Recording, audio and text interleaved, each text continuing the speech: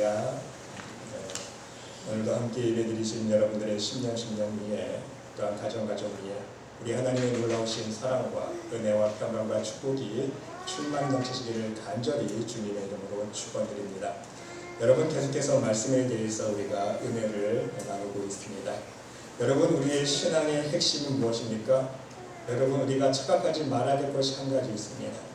대부분 신앙인들이요, 교회에 나와서 신앙생활하는 목적이 열심히 기도하고 열심히 부르짖어서 하나님의 응답받는 데만 초점 맞춘다는 사실입니다. 그것이 문제예요. 예레미야 33장 3절 말씀만 붙들고 너는 내게 부르짖으라 내가 내게 응답하겠고 네가 알지 못하는 크고 비밀한 일을 내게 보이리라. 무조건 부르짖으면 열심히 기도하면 하나님께서 응답해 주시겠지. 여러분, 틀린 말이 아닙니다. 맞는 말씀이지만 무엇을 모르는 것입니까? 문제는 어떻게 부르짖어야, 어떻게 기도해야 하나님께서 기뻐 받으시는 기도가 될 수 있을까?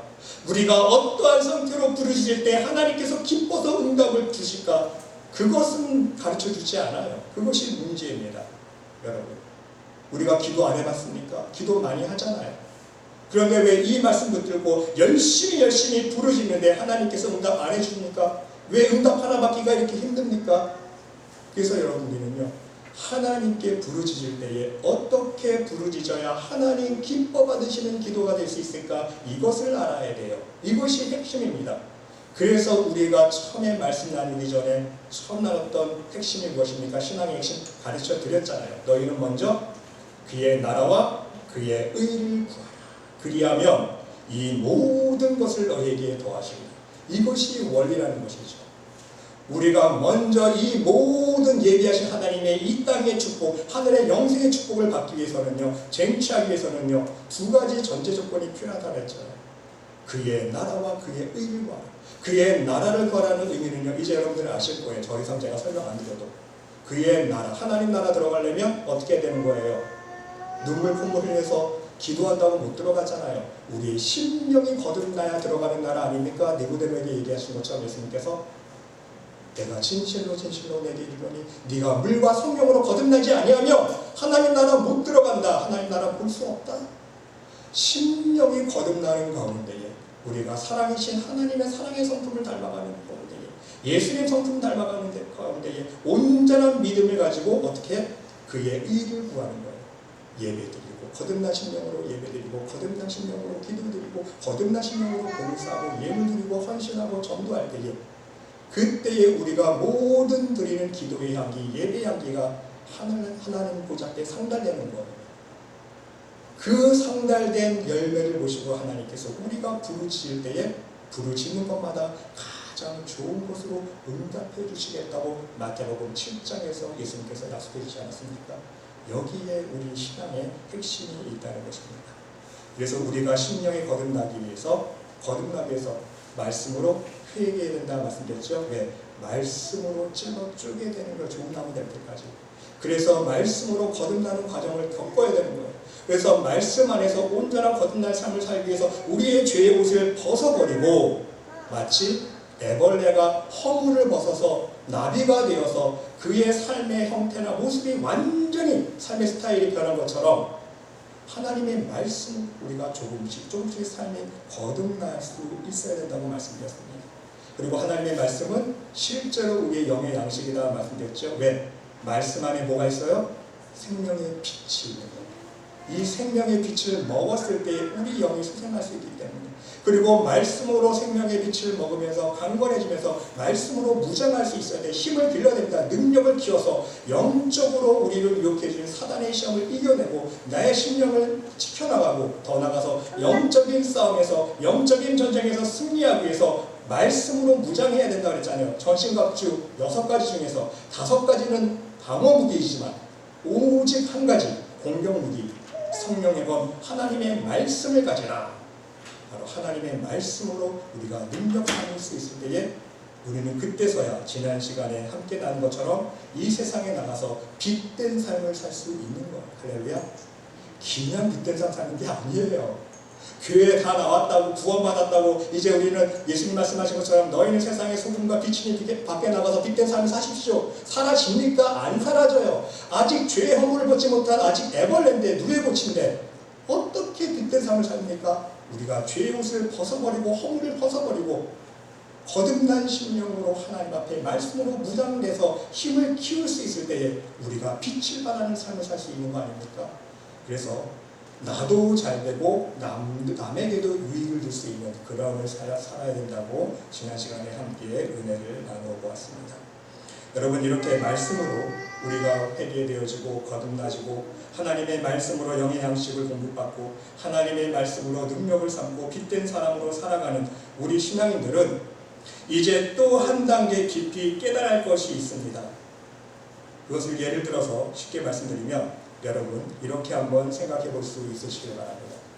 어떤 사람이 여행 준비를 합니다. 아주 좋은 곳에 멋진 휴양지에 이제 여행 가서 좀 쉬려고 휴가를 떠나려고 여행 준비를 합니다. 여행 준비 여러분 해보셨죠? 호텔 준비하고 브루스타 준비하고 돗자리도 준비하고 미리 여행 떠나기 전에 자동차 오토바디샵에 들려서 자동차도 점검받고 젓가락, 숟가락, 음식, 간식, 물, 커피 뭐 이것저것 다 준비하지 않습니까? 이제 여행 가서 이제 좋은 곳에 가서 쉴 생각, 휴가를 보낼 생각을 해서 이제 열심히 여행 준비를 했는데 가장 중요한 것 한 가지를 준비 못했습니다. 이것을 준비 못하면요 모든 여행 준비가 다 허사로 돌아갑니다. 다 물거품이 돼요. 헛수고 됩니다. 그것이 무엇인지 아십니까? 그것이 무엇일까요? 바로 맵이에요. 지도. 내가 여행지에 가려고 하는 그 길을 모르는 거예요. 내가 어떤 목적지에 여행을 가야 되는데 여행 준비는 다 해놨는데 그 길을 걸어가는 자동차 운전해서 드라이브에 그 길을 모르는 거예요. 맵을 모르는 거예요. 지도가 없어요. 그러면 그 여행 준비가 소용이 있습니까? 여행 준비가 소용이 없다는 것입니다. 여러분, 맵을 준비하지 못하면요 맵이 없으면 자신이 가려고 하는 목적지까지 가지 못한다는 사실입니다. 여러분, 아무리 여행 준비를 완벽하게 할지라도 결국 길을 모르면 그 여행 준비가 어떻게 됩니까? 헛수고로 돌아간다는 사실입니다. 모든 여행 준비, 모든 그 준비를 하면서 흘린 땀과 수고와 노력들이 아무 소용이 없다는 사실입니다. 자신이 가려고 했던 목적지에 갈 수 없는 것입니다. 여러분, 우리의 신앙생활도 이와 똑같다는 사실입니다. 우리는 우리의 신앙생활을 위해서 열심히 준비합니다. 어디로 가기 위해서 열심히 준비합니까? 우리의 신앙의 목적지는 어디입니까? 하나님 나라예요. 그렇지 않아요? 천국 가기 위해서 하나님 나라 가기 위해서 우리가 신앙생활하는 거에 다른 게 아닙니다. 뭐 응답받기 위해서, 기도 응답받기 위해서, 축복받기 위해서, 은사받기 위해서 그런 것 때문에 교회 나온 사람은 나오지 마세요. 신앙생활 하지 마세요. 그런 거 받아봤자 하나님 나라 못 가면 다 꽝되는 거예요. 그렇죠? 우리의 신앙생활하는 목적은요 여러분 명심하세요. 하나님 나라 가는 거예요. 천국에 가는 것입니다. 그런데 그 하나님 나라 가기 위해서 열심히 준비합니다. 어떻게 준비합니까? 신앙인들이 예배로 준비합니다. 그렇죠? 하나님 나라 가기 위해서 매주일마다 오늘도 눈이 갑자기 많이 와서 우리 메스빌 팀들이 오지는 못했지만 우리 더 멀리 사는 우리 마운틴 버전 팀들이 왔어요. 믿음으로 운전하고 오신 것 같아요. 하나님 앞에 예배 드리러 와요. 왜? 우리가 천국 가는 길의 여정이기 때문에, 그렇죠? 여정이기 때문에, 여행의 과정이기 때문에 하나님 앞에 한번 나와서 예배드리기 위해서 이렇게 운전하고 나왔습니다. 또 하나님 앞에 기도로 준비합니다. 봉사로 준비합니다. 하나님 나라 들어가기 위해서 열심히 희생하고 충성하고 예물 드리고 눈물로 마음으로 준비합니다. 이 모양 저 모양으로 여러 방법으로 준비하지 않습니까? 그러나 실제적이고 구체적으로 어떻게 믿는 것이 바르게 예수님을 믿는 것인지 모른다면, 어떻게 믿는 것이 하나님 나라에 들어가는 좁은 길인지 모른다면, 진정 하나님 기뻐 받으시는 예배와 기도와 봉사, 희생, 충성, 예물이 무엇인지 깨닫지 못한다면 문제는 우리의 모든 신앙생활이 물거품이 되고 만다는 사실입니다. 우리의 신앙의 목적지 하나님 나라에 들어갈 수 없는 것입니다. 오히려 예수님이 가신 좁은 길이 아니라 세상 많은 사람들이 걷는 넓은 길, 사망의 길로 신앙의 여정을 마칠 수가 있기 때문인 것입니다. 여러분, 찬송가 325장에 보면요, 예수와 함께 되시니 시험이 오나 겁없네. 기쁨의 근원 되시는 예수를 위해 삽시다. 날마다 주를 섬기며 언제나 주를 기리고 그 사랑 안에 살면서 어디로 가지 맙시다? 딴 길로 가지 맙시다.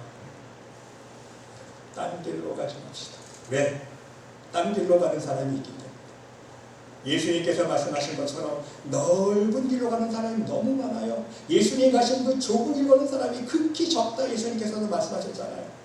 딴 길로 가는 사람이 많기 때문에 우리는 정말 예수님이 가신 좁은 길을 향해서, 천국 문을 향해서 좁은 길을 한 걸음 걸어나갈 수 있는 믿음의 사람들이 될 수 있어야 한다는 말씀인 것입니다. 여러분, 가인과 아벨의 제사의 경우처럼 우리는 하나님의 기뻐 받으시는 예배가 어떤 예배인지, 어떤 방법으로 드려야 거룩한 산제사로 하나님께서 기뻐 받으시는 예배인지 우리는 알 수 있어야 합니다. 깨달을 수 있어야 됩니다. 문제는요, 재물이 아니라 사람에게 문제가 있다는 사실입니다. 아벨 보시기 바랍니다. 진정 하나님을 아는 믿음의 사람이었습니다. 삶으로 하나님을 예배했던 사람입니다. 하지만 가인을 보시기 바랍니다. 하나님을 안다고 제사는 드렸지만, 하나님께 드린다고 제사는 드렸지만 어떻게 되었습니까? 진정 하나님을 모르는 사람이에요. 가인은 삶 속에서 하나님을 경외하지 않았고 자신의 정욕만을 쫓았던 사람입니다. 그래서 하나님께서 아벨의 제사와 그 제물은 받으시고 가인의 제사와 그 제물은 받지 않으셨던 것입니다. 창세기 4장에 그 말씀이 그대로 기록되어 있지 않습니까? 세월이 지난 후에 가인은 땅의 소산으로 제물을 삼아 여호와께 드렸고 아벨은 자기도 양의 첫 새끼와 그 기름으로 드렸더니 여호와께서 아벨과 그의 제물은 받으셨으나 가인과 그의 제물은 받지 아니하신지라. 여러분, 제물에 문제가 있습니까? 하나님께서 땅의 소산으로 드린 가인의 제물, 땅의 소산이니까는 하나님께서 안 받고 양으로 드리니까 하나님께서 받으신 것입니까? 제물에 문제가 있는 게 아니에요. 그 제물을 드리는, 예물을 드리는, 제사 드리는 그 사람의 심령 상태가 문제 아닙니까? 하나님께서 가인의 제사를, 제물을 받지 아니하셨을 때에 가인이 어떻게 했습니까? 몹시 분하여 안색이 변했다 말씀하고 있습니다. 안색이 변하니까 하나님께서 말합니다. 여호와께서 가인에게 이르시되 네가 분하여 하면 어찌 되느냐? 안색이 변하면 어찌 되느냐? 네가 선을 행하면 어찌 낯을 들지 못하겠느냐? 선을 행하지 아니하면 죄가 문에 엎드려 있느니라. 죄가 너를 원하나 너는 죄를 다스릴지니라. 여러분, 무슨 말씀입니까? 제사 드리기 전에 너의 죄를 좀 회개하라는 거예요. 그렇지 않습니까? 하나님 앞에 제물을 드리기 전에 너의 하나님과 너의 사이에 막힌 죄의 담을 좀 허물고 하나님 기뻐 받으실 만한 제물을 드리라는 거예요. 그러면 내가 너의 제사 또한, 너의 제물 또한 기뻐 받아주겠다는 의미 아닙니까? 그러므로 사랑하는 성도 여러분, 우리는 진정 하나님이 기뻐하시는 우리의 삶의 예배가 무엇인지 그 지혜를 말씀 안에서 깨달을 수 있어야 하는 것입니다. 바로 그 답이 오늘 본문 말씀에 나와 있습니다. 또 어려서부터 성경을 알았나니 성경은 능히 너로 하여금 그리스도 예수 안에 있는 믿음으로 말미암아 구원에 이르는 지혜가 있게 하느니라. 여러분, 구원에 이르게 하는 지혜 어디에서 얻을 수 있습니까? 성경 안에 있다는 거예요. 성경은 바로 구원에 이르는 지혜를, 하나님 나라로 가는 방법과 길을 우리들에게 가르쳐주고 있다는 말씀인 것입니다. 좀 더 깊이 있게 설명을 드리면요, 여러분, 학생들이 학교에서 수학을 공부합니다. 매스를 공부해요. 그러면 수학을 잘하려면 어떻게 합니까? 수업 시간에 듣기만 해서는 불가능합니다. 그렇죠? 선생님이 공식을 풀어주고 설명해주고, 선생님이 설명해주는 것만 단지 들어서 수학 시험 치면 100점, 100% 맞을 수 있습니까? 불가능해요. 수학을 잘하려면 어떻게 합니까? 수업 시간에 들은 문제를 직접 내가 풀어보고 내 것으로 만들 수 있어야 한다는 거예요. 듣기만 해서는 안 돼요. 수학 공식의 원리를 듣고 깨달았으면 실제로 내가 그 공식을 적용해서 실제로 문제를 내가 풀어봐야 돼요. 그래서 그 공식을 적용해서 응용 문제까지 다 풀어봤을 때에 이렇게 푸니까 풀어지는구나. 내가 직접 풀어서 해답을 찾아봤을 때에 그때서야 그 수학 실력이 드는 거 아닙니까? 그때서 시험을 치면 100점을 맞을 수 있는 거예요. 여러분 마찬가지로 우리가 신앙생활을 잘 하려면 우리의 신앙의 교과서는 무엇입니까? 성경 아닙니까? 먼저는 성경 말씀을 잘 들을 수가 있어야 합니다.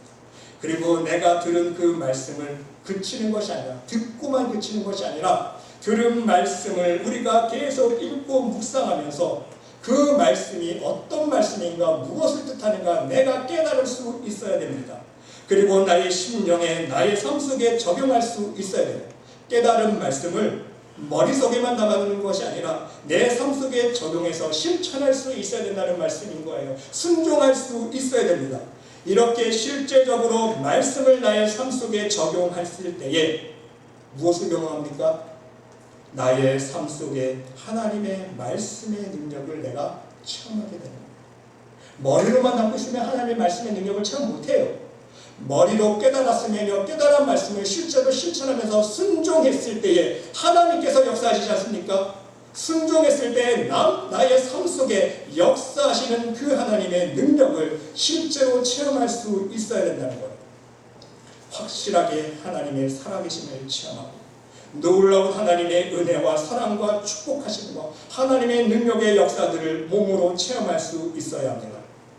그런데 여러분, 오늘날 우리 신앙인들의 문제가 무엇입니까? 또한 과거에나 오늘에나 하나님의 백성들이 하나님의 능력과 축복을 체험하지 못하고 오히려 하나님의 저주 속에 망하는 이유가 무엇입니까? 호세아서 4장 1절로 2절의 말씀에 보면 답이 나와 있습니다. 이스라엘 자손들아, 여호와의 말씀을 들으라. 여호와께서 이 땅 주민과 논쟁하시나니 이 땅에는 진실도 없고 인애도 없고 하나님을 아는 지식도 없고, 하나님을 아는 지식이 없는 거예요. 하나님을 모르는 거예요. 오직 저주와 속임과 살인과 도둑질과 간음뿐이요 포악하여 피가 피를 뒤이음이라. 내 백성이 지식이 없으므로 망하는도다. 네가 지식을 버렸으니 나도 너를 버려 내 제사장이 되지 못하게 할 것이요 네가 내 하나님의 율법을 잊었으니 나도 내 자녀들을 잊어버리리라. 무슨 말씀입니까? 이스라엘 백성들이 하나님을 아는 지식이 없는 거예요. 하나님께 어떻게 기도하고 어떻게 제사를 드려야, 어떠한 삶을 살아야 하나님 기뻐하시는지 그 지식을 모르는 거예요. 그러니까 하나님께서도 내가 지식을 버렸으니까 나도 너를 버린다. 왜? 내 뜻대로 안 사니까. 하나님을 아는 지식 없이 하나님을 몰라도 너무 몰랐다는 거예요. 구약에서는 단지 제사만 드리면 오케이. 신약에서는 오늘날에는 무엇이 문제입니까? 예배만 드리면 오케이. 예배만 드리고 열심히 예배드리고 열심히 봉사하고 열심히 행사에 참여하고 그러면 믿음이 좋은 사람, 열심히 하지 않으면 믿음이 없는 사람으로 정죄한 것이 바로 우리의 모습이었다는 사실입니다. 그래서 여러분, 호세아서 6장 3절 말씀에 그러므로 우리가 여호와를 알자, 힘써 여호와를 알자. 나는 인애를 원하고 제사를 원하지 아니하며 번제보다 하나님을 아는 것을 원하노라 말씀합니다. 하나님을 모르고 아무리 많은 제사를 드려도 소용없다는 거예요. 너희가 제사는 많이 드리지만 하나님을 사랑하지 아니하고 믿음이 없는 상태로 예배를 드리니까 하나님께서 안 받으시겠다는 말씀 아닙니까? 여러분, 예수님께서도 마태복음 12장 7절에서 나는 자비를 원하고 제사를 원하지 아니하노라 말씀하고 있습니다. 예수님조차도 말씀하고 있습니다. 나는 제사를 원하지 않는다. 너희가 오히려 하나님을 사랑하는 마음 없이 아무리 많은 제사를 드려도 아무 소용이 없다는 말씀입니다. 이 백성이 입술로만 나를 경외하고 마음은 내게서 멀리 떠났다 말씀하고 있지 않습니까? 사랑하는 성도 여러분, 그러므로 우리는 진정 하나님의 뜻대로 신앙생활하는 방법을 바르게 알고 깨달아 그 길을 걸어갈 수 있어야 하는 것입니다. 오늘은 이것을 위해서 우리의 신앙생활 중 가장 중요한 세 가지 예배와 봉사와 공헌만 간단히 은혜를 나눠보고자 합니다. 첫 번째 예배입니다. 여러분, 하나님 기뻐하시는 예배는 어떤 예배일까요? 그 답을 사도 바울이 로마서 12장 1절에 기록하고 있습니다. 그러므로 형제들아, 내가 하나님의 모든 자비하심으로 너희를 권하노니 너희 몸을 하나님이 기뻐하시는 거룩한 산 제물로 드리라. 이는 너희가 드릴 영적 예배니라 말씀하고 있습니다. 여러분, 우리가 하나님께 드릴 영적 예배가 무엇이라고 설명하고 있습니까? 너희 몸을 하나님 기뻐하시는 거룩한 산 제물로 드리라. 하나님 기뻐하시는 산 제물을 무엇으로 드리라고요? 너희 무엇을? 몸을. 여러분 잘 이해하셔야 됩니다. 너희 마음이라고 표현하고 있지 않아요. 너희 심령이라고 표현하고 있지 않습니다. 사도 바울이. 여러분 어떻게 문맥상을 보면요, 너의 마음을 하나님 기뻐하시는 거룩한 산 제물로 드리라, 더 자연스럽게 느껴지지 않습니까? 그런데 사도 바울은요, 유독 무엇이라고 표현하고 있습니까? 너의 몸을. 너의 몸을 하나님 기뻐하시는 거룩한 산 제물로 드리라. 이는 너희가 드릴 영적 예배입니다. 바로 하나님 기뻐하시는 영적 예배는요, 우리의 몸을 하나님 앞에 올려드릴 수 있어야 된다는 말씀인 것입니다.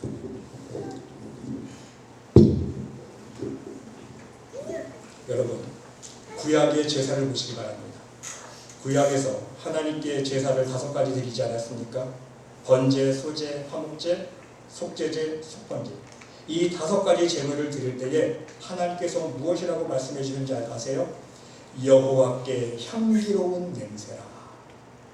이스라엘 백성들이요, 하나님께 제사를 올려드릴 때마다 하나님께서 어떻게 받아주셨냐면요, 여호와께 향기로운 냄새라. 왜? 처음에는 이스라엘 백성들이 제사를 드릴 때 회개하는 마음으로 드렸기 때문에, 하나님, 내가 죄를 지어서 내가 죽어야 되는데, 내가 내 피를 흘려야 되는데, 내가 저 번제물에 활활 다 죽어야 되는 존재였는데, 나 대신에 양을 대신 불태우고 소를 한 마리 불태워서 피를 흘려서 제물을 드립니다. 하나님, 내가 죽어야 되는데, 내가 죄인인데 이 제물의 피를 받아주시고 나를 용서하여 주시옵소서.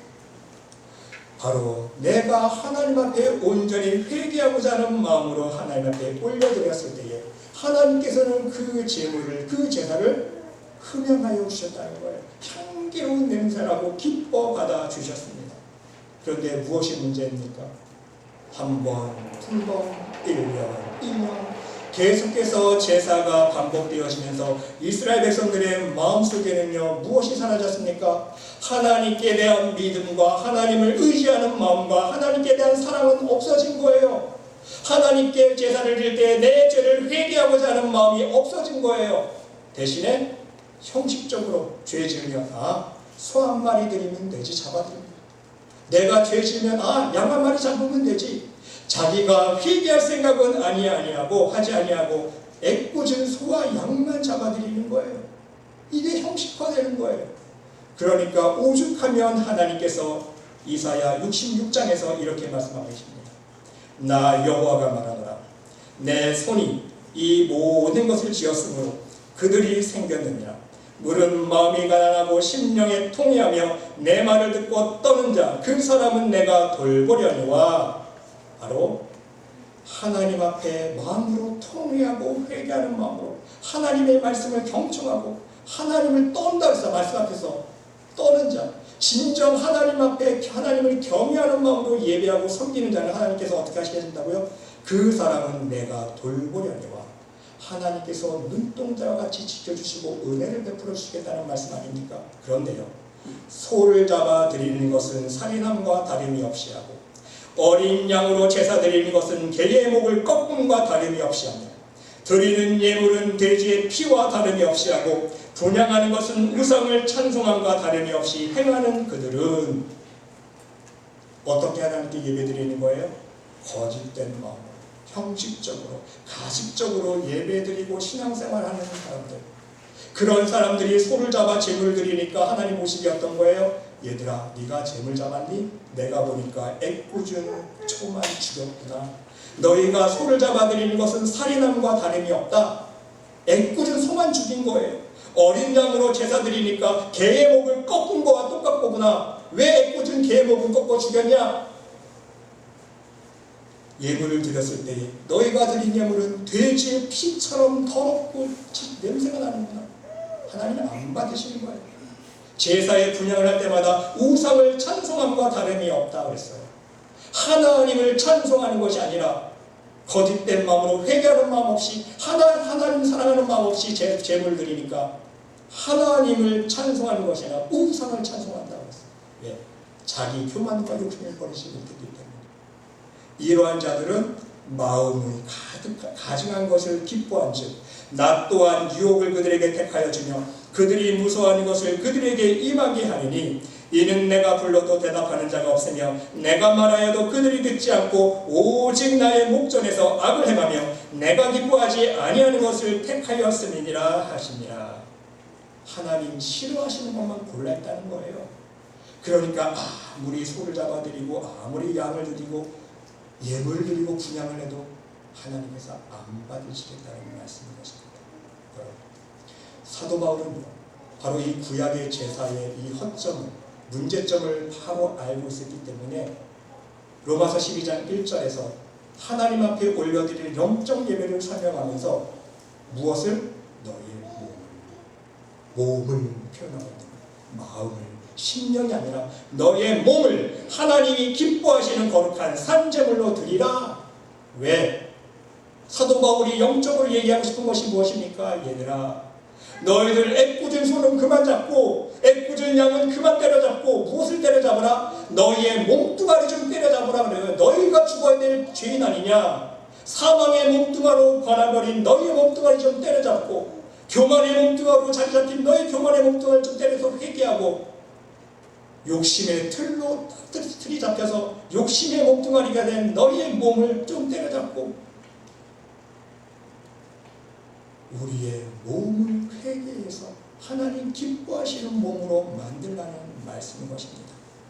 여러분, 그러기에 사도 바울은 이러한 자신의 죄를 지을 수밖에 없는 사망의 몸을 한탄하고 있지 않습니까?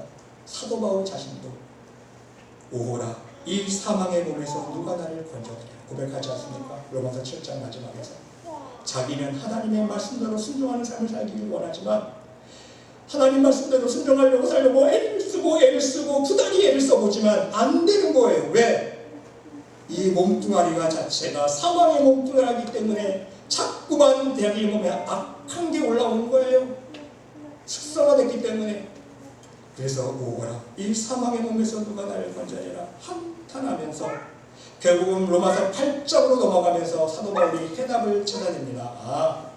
내 사망의 몸뚱아리 때문에 나는 죄를 지을 수밖에 없는 존재인데 이제는 하나님 앞에 온전한 믿음의 사람으로서 성령의 열매를 맺는 방법을 깨달았어요. 인간의 방법으로는 안 되는 거예요. 인간의 눈물 콧물로 인간의 의지로는 안 된다는 걸 깨달았어요. 오직 무엇으로? 성령으로 가능한 걸 사도 바울이 깨닫습니다. 그래서 사도 바울이 어떻게 고백합니까? 율법이 육신으로 말미암아 연약하여 할 수 없는 그것을, 그렇죠? 우리는요 사망의 몸뚱아리가 됐기 때문에 율법을 이제 하나님의 말씀을 실천할 수가 없는 거예요. 율법의 요구가 무엇입니까? 하나님 사랑과 이웃 사랑 아닙니까?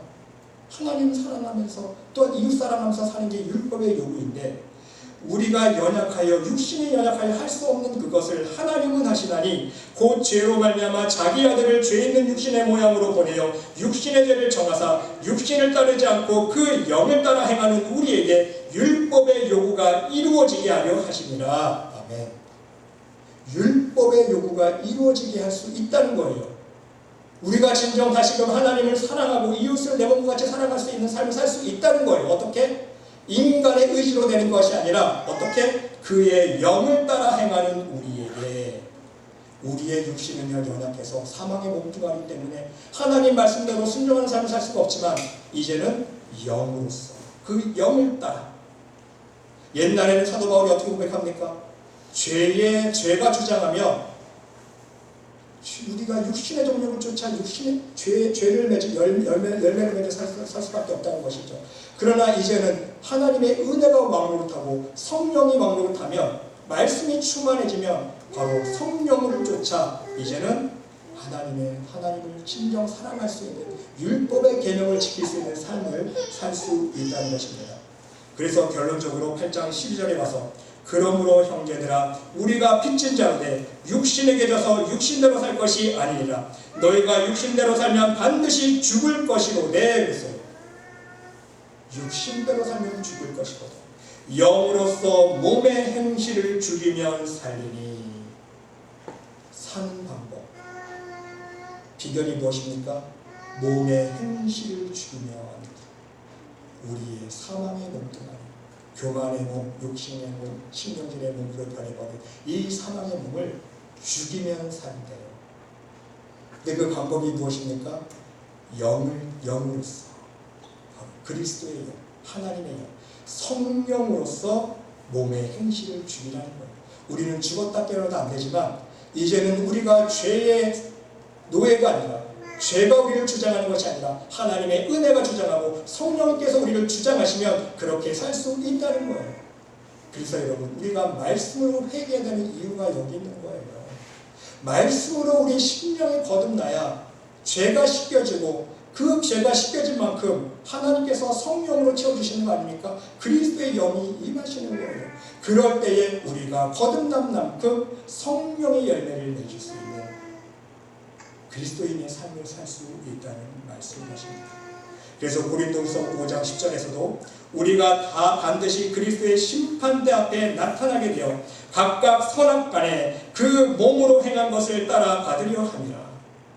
우리가 예수님의 심판대 앞에 심판을 받을 때에 무엇으로 심판받는다고요? 선악간에 그 몸으로 행한 것을 따라. 우리의 몸으로 행한 것. 마음이 약하니까 몸으로 죄를 짓는다는 거예요. 그러니까 죄를 지을 때마다 우리의 몸에는요 죄의 흔적이 남는 거예요. 여러분 그걸 영적으로 알아야 돼요. 여러분 바로 우리의 몸이 행위로인 것을 알 수 있어요. 하나님 심판대 앞에 섰을 때에 하나님 빛 앞에 섰을 때 우리의 죄가 벌거벗은 것 같이 다 드러나잖아요. 필름 보듯이 쫙 죄가 드러나는 거예요.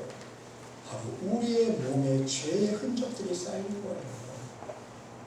한 번 욕심 부리면 욕심의 흔적이 한 번만 욕심 부립니까? 일주일, 한 달, 1년, 10년, 30년, 50년, 평생 욕심 부릴 때마다 그 욕심 부리는 흔적이 우리 몸에 남고 교만할 때마다 그 교만의 흔적이 우리 몸에 흔적이 남고 남을 미워할 때마다 그 미움의 흔적이 우리 몸에 흔적이 남고 그러니까 여러분 우리가 사람을 볼 때도요 정말 사람 볼 줄 아는 사람들은 사람 볼 줄 알아요. 이 사람은 정말 교만한 사람 같네. 흐름을 알지 않습니까?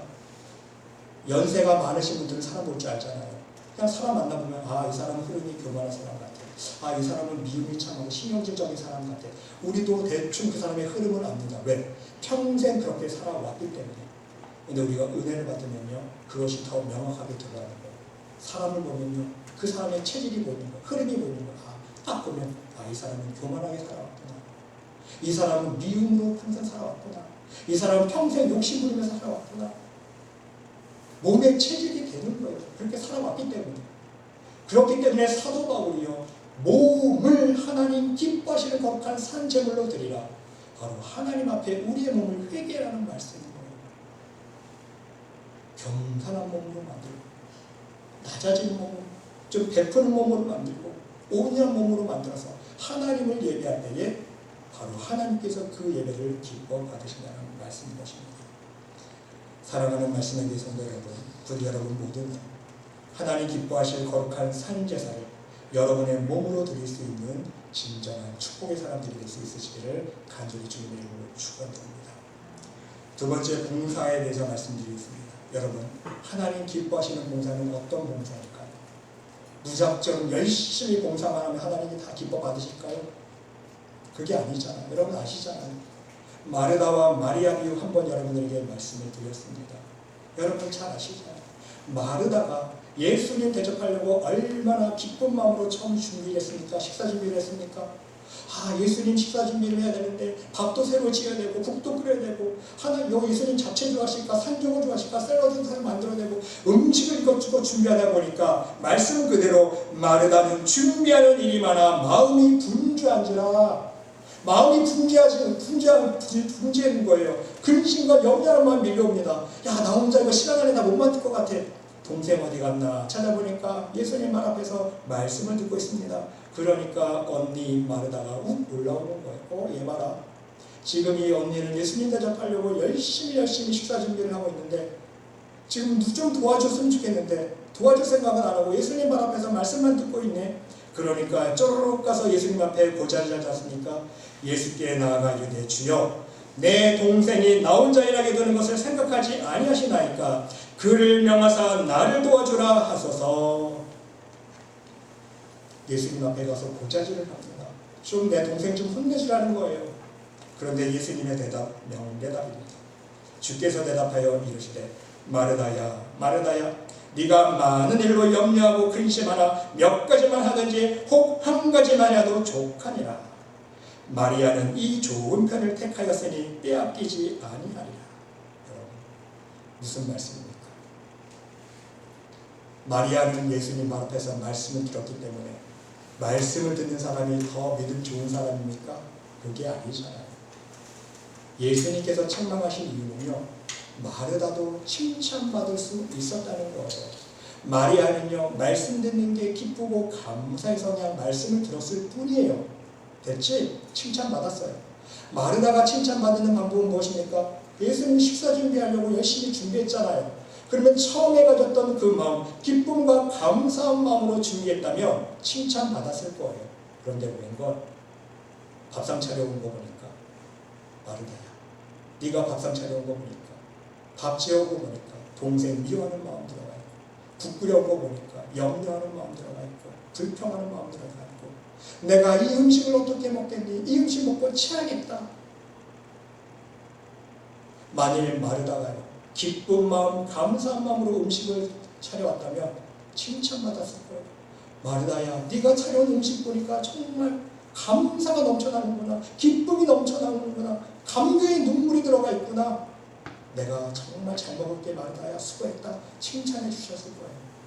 여러분, 우리가 봉사할 때 바로 이것을 명심할 수 있어야 됩니다. 하나님 앞에 봉사할 때요, 기쁨과 감사한 마음 잊어버리면 안 돼요. 많은 사람들이 교회에서 봉사하면서 처음에는 기쁨과 감사함으로 봉사하다가도 교회 일이 한 가지, 두 가지 겹치면 어떤 마음이 생깁니까? 기쁨으로만 됩니까? 안 되잖아요. 짜증나잖아요. 분주한 마음, 염려하는 마음 생기잖아요. 그렇죠? 거기다가 옆에 있는 사람 불평까지 하고 원망하고 미워하게 되잖아요. 다른 사람들 다 나서 준비하는데 어느 권사님, 집사님만 안 나와봐요. 당장 그 다음 주에 그 사람 욕하죠. 권사님, 우리는 시간이 남아서 교회 나와서 봉사하는 줄 아세요? 왜 안 나왔어요? 당장 불평하는 마음 나오고요. 그 사람에 대해서 원망하는 마음이 들습니다. 미워하게 돼요. 그 마음 품는 것 자체가 하나님 앞에 아니라는 거예요. 그렇게 봉사하면 10번, 100번, 1000번을 봉사해도 하나님 안 받으신다는 거예요. 그것이 문제예요. 열심히 봉사해놓고 다 꽝되는 거예요. 물거품 된다는 말씀인 것입니다. 여러분, 바로 우리가 봉사하려다가 죄짓지 않는 지혜로운 사람이 될 수 있어야 됩니다. 무작정 봉사한다고 하나님 기뻐 받으시는 거 아니에요.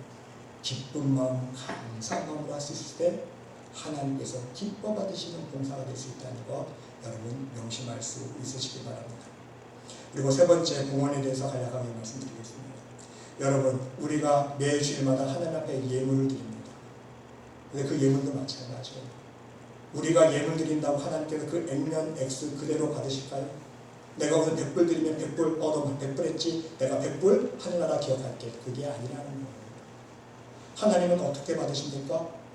우리가 드리는 예물 속에 담긴 우리의 마음의 정성, 감사, 믿음, 하나님께서 베풀어 주신 그 은혜에 얼마나 감사한 마음으로 드렸는지 그 마음 속에 담겨있는 마음의 사랑과 정성을 보신다는 거예요. 여러분, 마가복음 12장에 나와 있는 과부가 드린 두 렙돈 보세요. 한 가난한 과부는 와서 두 렙돈 한 고드란트를 넣은지라 했어요. 예수님께서 지금 그 헌금 넣는 장면을 보고 계시는 거예요. 예수께서 제자들을 불러다가 이르시되 내가 진실로 너에게 이르노니 이 가난한 과부는 헌금함에 넣는 모든 사람보다 많이 넣었도다 그랬어요. 그들은 다 풍족한 중에 넣었거니와 이 과부는 가난한 중에서 자기의 모든 소유 곧 생활비 전부를 넣었느니라 하시니라. 예수님의 관점은 무엇입니까? 부자가 100만원, 1000만원 헌금하면 뭐 어떡합니까? 내가 헌금했니? 안 받으시죠. 이 두렙돈 넣은 과부는요, 하나님 앞에 어떤 마음으로 헌금했을까요? 아마 평소에 하나님의 은혜를 충성히 받았던 사람인 것 같아요. 하나님, 내가 평소에 하나님께서 베풀으신 은혜를 생각하며 하나님께 더 많은 것을 드리고 싶은데 지금 내가 가진 건 이것밖에 없네요. 내 생활비 전부인데 하나님, 내가 한 달 동안 소금국만 먹을지언정, 내가 한 달 동안 라면만 끓여 먹을지언정, 죽만 끓여 먹을지언정, 내가 이거라도 하나님께 좀 바쳐야겠네요. 감사로 드리니까 하나님께서 어떻게 받으십니까? 어느 부자가 넣은 것보다 많이 넣었다. 두렙돈이 아니라 2만 달러, 20만 달러, 200만 달러로 상달될 수 있다는 거예요. 그 마음의 정성에 따라서. 여러분, 반대로 헌금하고도 상달되지 않는 케이스가 있지 않습니까? 여러분들이 아시는 아나니아와 삽비라입니다. 더 이상 설명드리지 않아도 여러분 아시잖아요. 헌금 드리려고 땅은 팔았지만 드렸지만 사람이 죽어나가지 않습니까? 무엇이 문제입니까? 하나님을 속였다 했잖아. 베드로가 너는 나를 속인 게 아니라 사람을 속인 게 아니라 성령을 속였구나, 하나님을 속였구나. 말이 떨어지자 무섭게 사람이 죽어나갑니다. 예물을 드리려다가 하나님이 안 받으셨다는 거예요. 여러분, 실제적인 예를 설명드리겠습니다. 간증입니다. 한국에서 제가 존경하는 기도하시는 원장님이 어떤 장로님이 기도 받으시러 왔어요. 10년 기도를 하시는데요. 권사님이 기도 잡히는 거예요. 아, 장로님 참 헌금 많이 하셨네요. 와, 1억까지 하셨네요. 그런데 얼굴을 찡그리시는 거예요. 장로님, 이 1억 하나님 앞에 상달이 안 됐습니다. 땅에 떨어져 있네. 그러면서 원인을 기도하시고, 왜 하나님께서 1억이나 헌금했는데 왜 하나님께 안 받으시고 땅에 떨어져 있을까? 기도해 보시니까 장로님 마음속에 내가 1억 했는데, 이 마음이 꽉 차 있는 거예요. 내가 건축 헌금 1억 했는데 내 이름 위해서, 내 명예 위해서, 내 자랑을 위해서 1억 하는 게 하나님 앞에 다 걸려 있는 거예요. 교만이. 그러니까 하나님 앞에 단 1원도 상당히 안 되고 1억이 다 땅에 떨어져 있는 거예요. 그게 기도에 잡히는 거예요. 장로님, 속상해하지 마시고 하나님 앞에 내가 1억 했는데 이 마음 하나님께 회개하셔야 됩니다. 이거 회개하셔야 이 예물 상달됩니다. 기도합니다. 반대로요, 어떤 권사님이 계시는데 시장에서 노점상을 하면서 하루하루 일하시는 권사님이 아들이 하나 있습니다. 근데 아들이 너무너무 잘 나가요. 앞으로 이제 그 기도를 받으시는데 왜 이렇게 아들이 잘 나갈까? 기도를 하시니까 이 권사님이 하나님께 예물을 드렸는데 어떤 예물을 드린지 아세요? 아들이 공부를 참 잘했어요. 저보다 나이가 한두 살 어린 소배였는데 그때는 연세대에 다녔습니다. 공부를 참 잘했는데 어머니는 그 권사님인데 이 아들이 공부를 잘하니까 이 아들이 공부 잘해서 유학 갈 때 조금이라도 유학 자금이라도 주려고 한 푼 두 푼 모아 500만 원을 모으셨나 봐요. 여러분, 500만 원 가지고 유학 보낼 수 있습니까? 못 보내잖아요. 그래도 어머니 마음이 어떻습니까? 아들 공부 잘하니까 유학으로 갈 기회가 생기면 좀 차이라도 여행비라도 비행기 티켓이라도 보태주려고 500만 원을 모아놨는데 그것을 하나님께 받은 은혜가 감사해서 어떤 백일 중에서 하나님께 드린 거예요. 그냥. 아들 유학 자금으로 쓰려고 모아놓은 그 정말 40만 원 모아놓은 그 500만 원을 하나님께 드린 거예요. 그게 하나님께 기도 잡히면서 권사님 안 먹고 안 쓰고 아들 유학 보낼 그 자금 보내려고 500만 원만 하나님께 드리셨죠. 하나님께서 너무너무 기뻐서 5억으로 받으셨네요. 실제로 기도가 다 잡히는 거예요. 그러니까요, 연세대 다니면서 전 장학금 받고요, 생활비도 받고요, 학교에서 교환학생으로 미국에 유학까지 기념받으라고요. 돈 한 푼 없어도. 할렐루야. 이게 하나님의 역사입니다. 하나님 앞에 그거 아들 유학 자금 보태려고 500만 원 달랑 드렸는데 하나님이 몇 배로 갚아주신 겁니까? 돈 한 푼 안 들이고 공부시키시고 유학까지 시키시는 거예요. 그것이 바로 하나님이 우리를 사랑하시는 거예요. 하나님께 우리가 아무리 많은 예물을 드려도요, 하나님은 안 받으십니다. 왜? 하나님은 보시기엔 단지 종이 조각이에요. 돈이. 그렇죠? 하나님께서 하늘나라에 돈이 필요하십니까? 그래서 우리 뭐 헌금 달라는 거예요? 아니잖아요. 하나님 보시기엔 단지 종이 조각이에요. 사도 바울이 이야기하잖아요. 돈이 일만하게 뿔이다 그러잖아요. 돈 때문에 죄를 짓는 거예요. 일만하게 뿔이에요. 사람들이 왜 죄를 짓습니까? 돈 때문에 죄 짓는 거 아닙니까? 그런데 하나님이 왜 그 돈을 요구하십니까? 생명이기 때문에. 돈 없으면 못 살아요. 그렇죠, 여러분? 돈 없으면 못 살아요. 돈 없으면 옷 못 살고, 돈 없으면 쌀 못 사요. 당장 돈 없어 보세요. 일주일만 굶어 보세요. 제가 설계했잖아요. 일주일만 굶으면 죽어요, 우리. 이 땅에 사는 동안은요, 돈이 생명이기에, 그래서 사람들이 돈 그리는 거예요. 생명이기 때문에. 돈 없으면 못 살기 때문에. 그래서 시간 들여서 봉사를 하면 오케이. 자기 재능으로 봉사하면 오케이. 건강해서 열심히 하다 몸으로 때우라면 오케이. 헌금하라고 하면 시험 들어요. 그래서 사람들 마음속에 돈이 생명이기 때문에. 근데 여러분, 저는 그런 거 생각 안 해요. 여러분들 아셔야 될 건 아시기 때문에.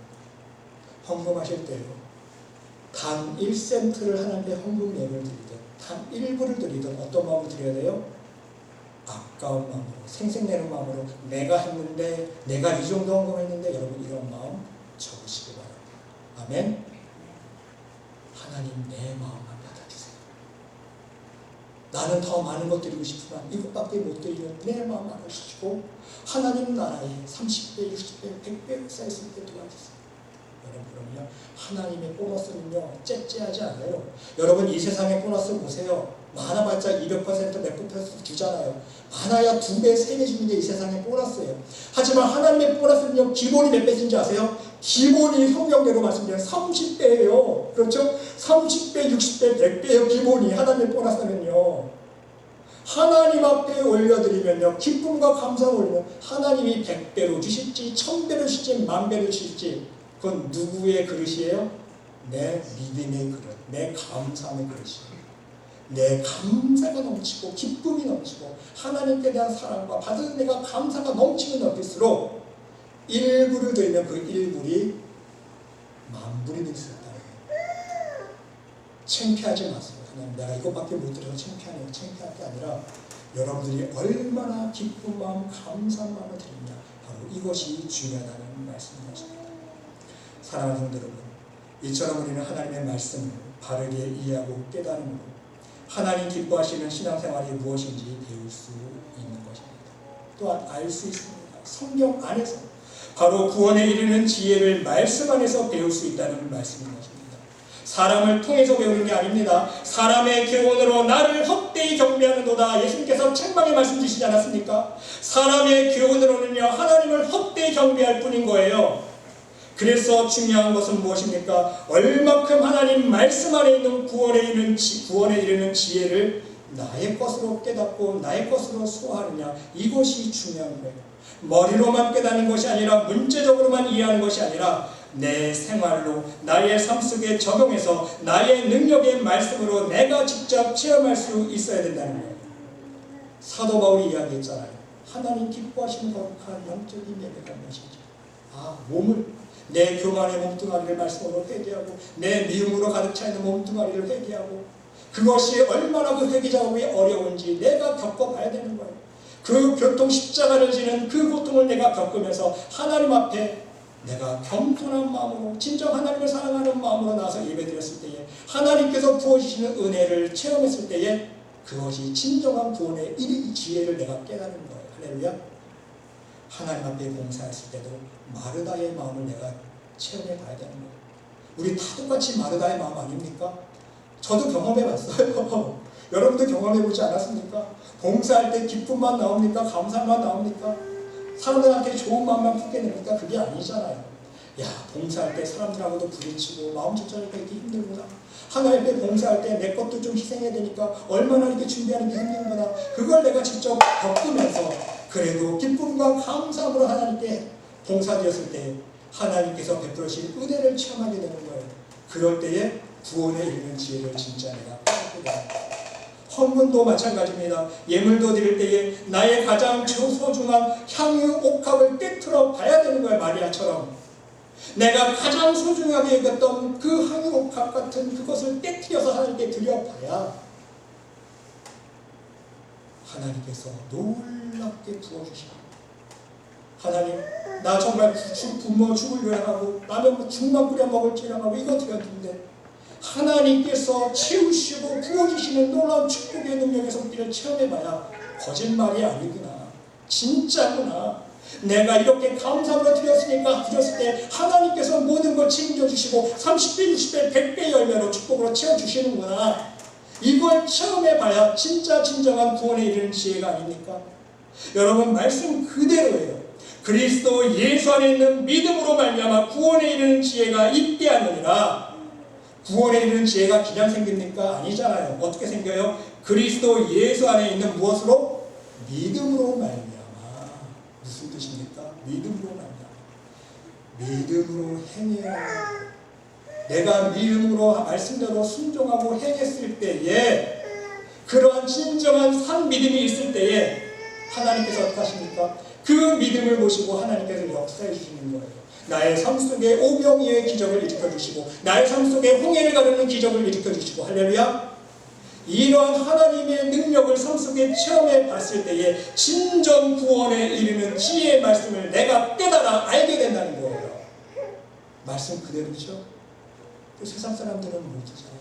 많은 사람들이 교회 나오지만 이걸 깨닫지 못하잖아요. 믿음으로 하나님의 말씀에 순종을 못해요. 그렇죠?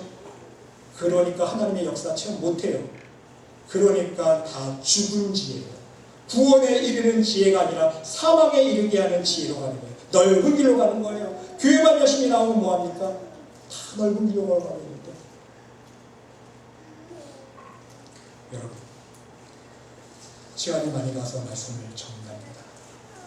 여러분, 끝으로 명심할 수 있으시기 바랍니다. 성경은 분명 이렇게 정의를 내리고 있습니다. 요한복음 17장 3절 말씀에 보면 영생은 곧 유일하신 참 하나님과 그가 보내신 자 예수 그리스도를 아는 것입니다 말씀하고 있습니다. 영생은 뭐라고요? 유일하신 참 하나님과 그가 보내신 자 예수 그리스도를 어떻게 한다고요? 아는 것이다. 진정 알아야 영생을 얻을 수 있다는 거예요. 하나님이 어떤 분인지, 예수님이 어떤 분인지, 하나님과 예수님이 우리들에게 원하는 것이 무엇인지, 어떻게 신앙의 삶을 살기를 원하시는지, 하나님과 예수님이 원하시는 구원받을 만한 믿음은 진정 무엇인지 그것을 알아야 되는 거예요. 그래야 천국에 들어갈 수 있는 영생의 축복을 누릴 수 있다는 말씀인 것입니다. 지식적인 알미 아니에요. 여기서 안다는 동사는요, 체험적인 안다는 원어예요. 직접 하나님을 체험해보고, 직접 하나님의 지혜를 체험해보고, 하나님의 말씀에 믿음으로 순종했을 때 하나님의 놀라운 지혜를 체험하고, 하나님의 능력을 체험하고, 하나님이 부어주신 축복의 응답들을 체험하고, 그랬을 때에 체험해가면서 하나님을 알아가는 거예요. 그런 알미 있을 때, 그러한 산 믿음이 있을 때에 우리에게 영생의 축복이 주어진다는 말씀인 것입니다. 우리 여러분, 하나님 말씀 안에서 구원에 이르는 지혜를 깨달아 여러분의 신앙생활 속에 적용하며 실천할 수 있는, 그리하여 결국은 여러분 모두 천국잔치의 주인공이 될 수 있는 진정한 믿음의 자녀들이 모두 될 수 있으시기를 간절히 축원합니다.